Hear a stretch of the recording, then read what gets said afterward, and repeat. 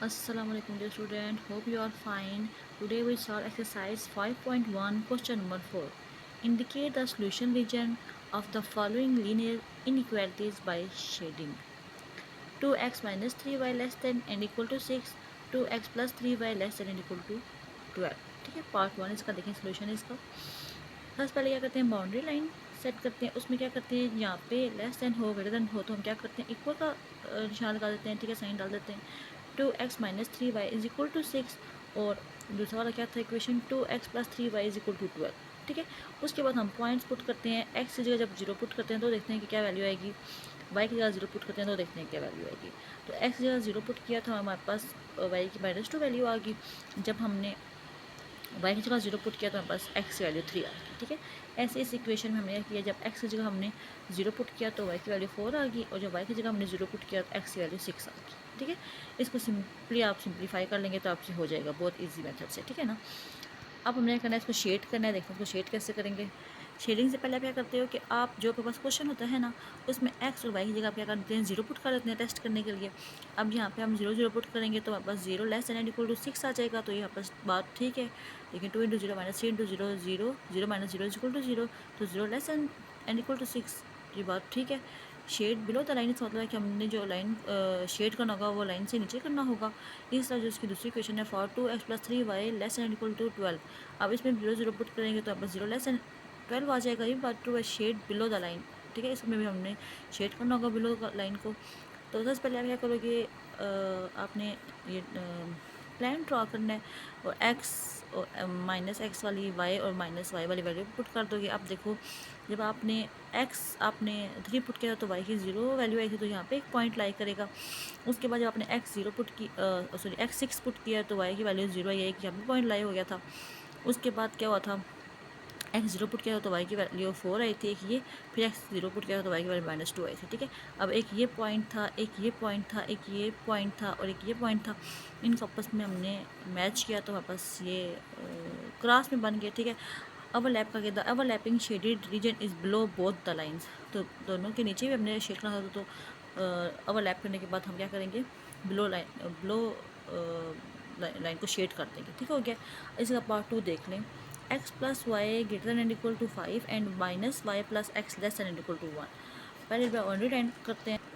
Boundary line में हम क्या करते हैं कि x plus y is equal to 5। अब हम एक्स की जगह जब 0 पुट करेंगे तो वाई की वैल्यू 5 आ जाएगी और जब वाई की जगह 0 पुट करेंगे तो एक्स की वैल्यू 5 आ जाएगी। ठीक है, उसके बाद माइनस वाई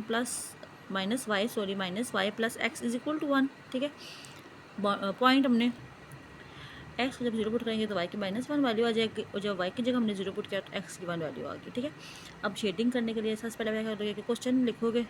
ठीक है, question x plus y greater than equal to 5 था, उसमें एक्स और वाई की जगह 0 पुट कर दोगे। फिर देखोगे, देखो 0 greater than and equal to 5, ये तो फॉल्स है, गलत बात लिखी हुई है, 0 लेस देन होता है। ठीक है, तो आप क्या करेंगे, शेड अबव द लाइन करेंगे, minus y plus x less than equal to 1। अब एक्स और वाई की जगह 0 पुट किया तो 0 लेस देन इक्वल टू 1, ये तो बात ठीक है।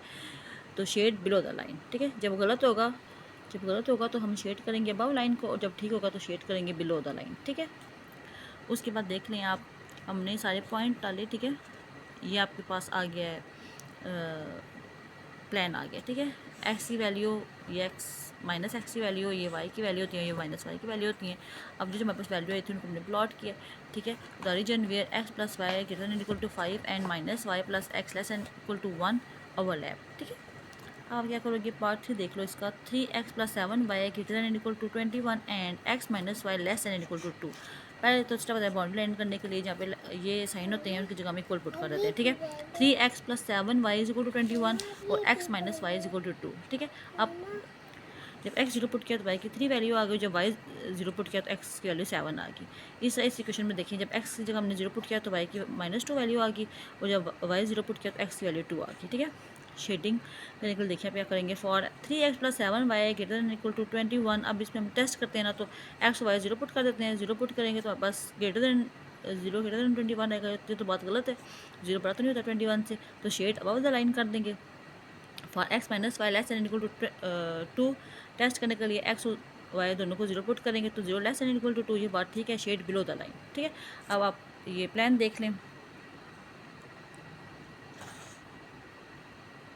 ठीक है, अपने सिंपल जो है वो पॉइंट्स ड्रा करने हैं और उसके बाद आप इन्हें मैच कर दोगे पॉइंट को। ठीक हो गया।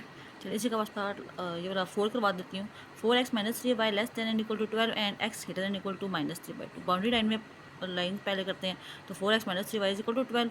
अब इसमें x की जगह भी 0 पुट करेंगे, देखेंगे y की वैल्यू क्या आएगी। y की जगह 0 पुट करेंगे, देखेंगे x की वैल्यू क्या आएगी। जब x की जगह हमने 0 पुट किया तो y की वैल्यू -4 आई। जब y की जगह 0 पुट किया तो x की वैल्यू 3 आ गई।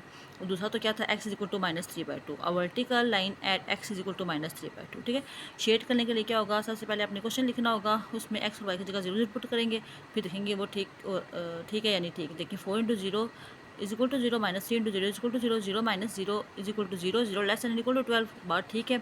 Shade below the line for x greater than equal to -3/2।